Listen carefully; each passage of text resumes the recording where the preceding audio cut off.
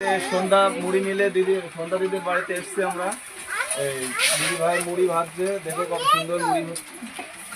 এই দেখো কত সুন্দর মুড়ি তৈরি করেছে দিদি ভাই। এই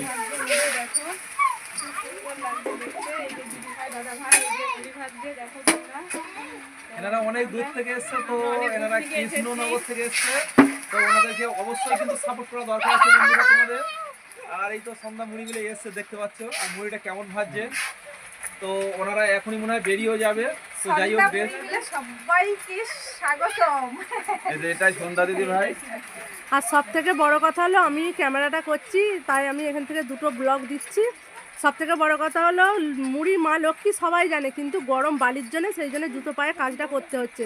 বন্ধুরা তোমরা কিছু মনে করো না জানো যে মুড়ি ভাজছে জুতো পরে, কারণ এমন গরম বালি দিদি ভাইরা পা দিতে পারছে না, আর পায়ের তলা পুরো ফসকা পড়ে যাচ্ছে, সেই জন্য জুতোটা পড়েছে।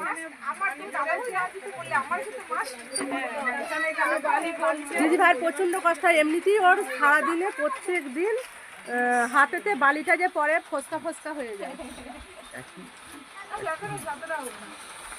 ঠিক আছে বন্ধুরা, তোমরা সবাই যদি তোমরা কেউ আসতে পারো সন্ধ্যা মুড়ি দিয়ে, সবাই জন্য সন্ধ্যা মুড়ি দিন। সবাই ভালো থেকো।